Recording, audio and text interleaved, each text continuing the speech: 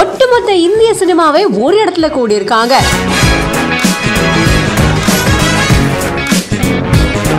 நடிகர் super star Rajinikanth, Amitabh Bachchan, cricket வீரர் தோனி, மல்யுத்த வீரர் ஜான் சீனா, ஹாலிவுட் நடிகர் நடிகைகள், அரசியல் கட்சியினர்னு இப்படி பலரும் இந்த நிகழ்ச்சியில கலந்துகிட்டாங்க. இந்த கல்யாணத்துல பாலிவுட் நடிகர்களான சஞ்சய் தத், அர்ஜுன் கபூர், வேதாங் ரெய்னா, ரிதேஷ் தேஷ்முக், இசையமைப்பாளர்கள் AR ரஹ்மான், அனு மாலிக் உள்ளிட்ட பலரும் கலந்துகிட்டாங்க.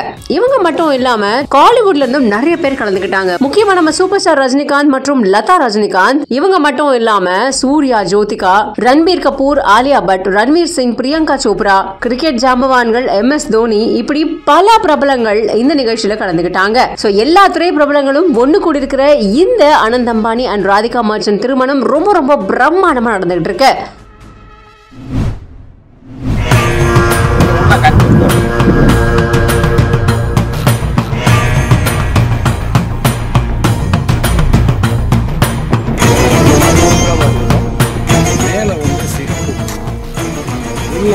கருப்பு வண்ணம், இதுக்கு பேர் கருப்பு சிவப்பு மட்பாண்டம்.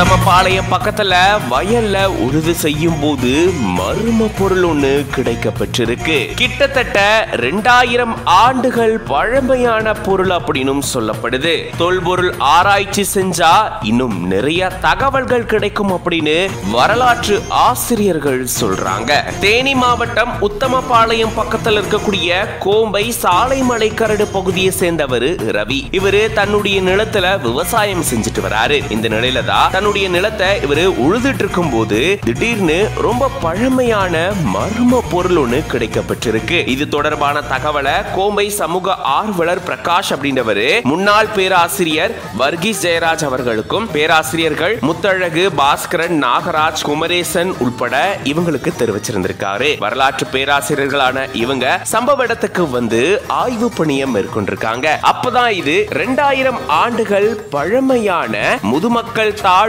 அப்படின்றதும் கண்டுபிடிக்கப்பட்டிருக்காம். மனிதர்கள் இறந்தவுடனே அவங்கள அடக்கம் செய்யறதுக்கு மிகப்பெரிய முதுமக்கள் தாழி மற்றும் மண்கலங்களை பயன்படுத்திட்டு வந்திருக்காங்க. அதுதான் இது அப்படின்னு சொல்லப்படுது. இங்க கண்டுபிடிக்கப்பட்ட இந்த தாழி இருந்த ஊரான கோம்பை கிட்டத்தட்ட 2500 ஆண்டுகள் பழமையான ஊர் அப்படின்னு சொல்லப்படுது. இதனுடைய மேற்கு பகுதியில தான் சாலைமலை கரடும் இருக்கு. இந்த பகுதிகளில் முதுமக்கள் தாழி, மண்கலங்கள், பலகை கற்கள் மற்றும் ஈம மண்கலங்கள் இருக்கும் அப்படின்னு சொல்லப்படுது. கண்டுபிடிக்கப்பட்ட இந்த முதுமக்கள் தாழி பாத்தீங்கன்னா சிதைந்த நிலையில இருந்ததாகவும் அலங்கார பொருட்களும் இதுல இருந்ததாகவும் கூறப்படுது. குறிப்பா ஈம மண்கலங்களான தட்டு, தண்ணீர் கிண்ணம், குவளை, மண் கிண்ணம் உட்பட இந்த பொருட்கள் இருந்ததாகவும் இதுல 14 சென்டிமீட்டர் உயரம் இருக்கக்கூடிய சின்ன கலயமும் கிடைச்சிருக்கிறதா கூறப்படுது. இங்க தொடர்ந்து தொல்பொருள் ஆராய்ச்சியை மேற்கொண்டா இன்னும் நிறைய தகவல்கள் கிடைக்கப்படும் அப்படின்னு பேராசிரியர்கள் சொல்லியிருக்காங்க.